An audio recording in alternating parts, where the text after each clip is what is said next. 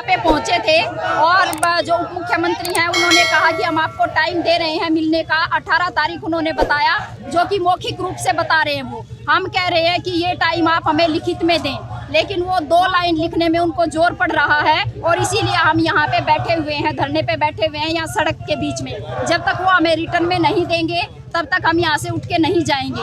हम जानना ये चाह रहे कि ऐसी क्या तकलीफ है जब वो कह रहे हैं कि 18 तारीख को आप हमारी 48 नंबर कोठी में आ जाइए।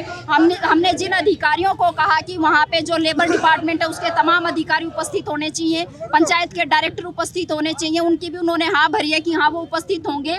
तो ये बात उनको लिख के देने में क्या तकलीफ है, हम ये जानना चाह रहे हैं और हम इंतजार कर रहे हैं कि वो रिटर्न में हमें इस बात का चिट्ठी देंगे ताकि हम अपने घर जाएं।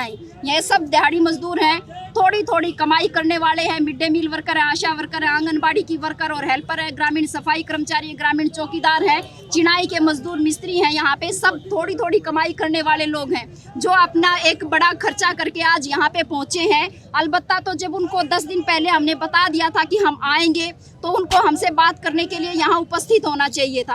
अब वो जब उपस्थित भी नहीं है तो कम से कम वो सही तरीके से आश्वस्त तो करें हम लोगों को कि वो हमसे बात करेंगे, क्योंकि हमें इनका चरित्र पता चल गया है और ये कोई आज की बात नहीं है। इससे पहले भी ये इन्होंने किया है कि ये रिटर्न में भी टाइम दे के कई बार मुकर गए हैं और बातचीत करके भी उसका समाधान नहीं कर रहे हैं। लेकिन आज जनता के अंदर गुस्सा है और वो समाधान चाहते हैं और समाधान करके ही हम दम लेंगे, उससे पहले हम दम लेने वाले नहीं हैं। कब तक यहाँ बैठे रहोगे? यहाँ तो हम जब तक बैठे रहेंगे जब तक वो रिटर्न में हमें चिट्ठी नहीं दे देते। टाइम दिया है उन्होंने 18 तारीख का, तो 18 तारीख को मिलेंगे उप मुख्यमंत्री जी। इस बात की वो लिखित में हमें चिट्ठी दे दे, हम यहाँ से उठ के चले जाएंगे। हम यहाँ पे कोई बार बार यहाँ परमानेंट धरना लगाने नहीं आए हुए हैं, हम यहाँ पे बातचीत करने आए थे। लेकिन वो बातचीत के लिए उपस्थित नहीं है तो उन्होंने कहा कि हम आपसे बात कर लेंगे बाद में। तो बाद में बात कर लोगे तो उसको रिटर्न में तो दोगे, मौखिक बात पे कल को मना कर दें अधिकारी नहीं, ऐसी तो कोई बात नहीं हुई थी। हमारे पास क्या सबूत है इस बात का कि ये बात हुई है? हुआ है 2007 में हरियाणा में बोर्ड बना था जिसकी चेयरमैन है दुष्यंत चौटाला साहब। मैं खुद उस बोर्ड की जो सलाहकार समिति सरकार की उसका मेंबर हूँ और जब से दुष्यंत साहब आए हैं चेयरमैन बन के उस दिन के बाद में एक भी मीटिंग, सरकारी मीटिंग नहीं उन्होंने बुलाई है। वो बोर्ड की मजदूरों के लिए जो वेलफेयर बोर्ड बना हुआ है, आज उस वेलफेयर बोर्ड में 4,500 करोड़ रुपए से ज्यादा है जो केवल और केवल निर्माण मजदूरों के लिए है। आज निर्माण मजदूर आप देख रहे होंगे 3 जिलों के 1000 से ज्यादा मजदूर आए हैं, अकेले निर्माण मजदूर आए हैं कि उनके लिए सुरक्षा सामाजिक गारंटी कानून बना हुआ है। उसके तहत उनको मृतक को 5 लाख रुपए, कन्यादान 1,01,000 रुपये, स्कॉलरशिप 2 साल से सारी रुकी हुई है, कोई कुछ नहीं मिल रहा है किसी को, बोला अनाप शनाप शर्तें थोपी जा रही है। इसलिए हम लोग यहाँ बैठे हैं क्योंकि जब वो कहने से सरकारी मीटिंग नहीं बुला रहे हैं, जो खुद के वो चेयरमैन है, तो मजदूरों के लिए वो तो मुकर जाएंगे बाद में।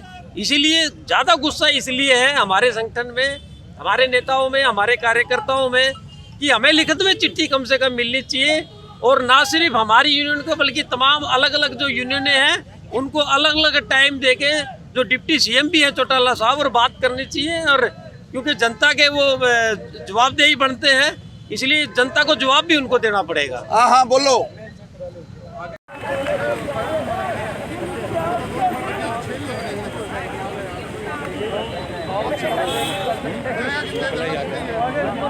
मेल आगे मेल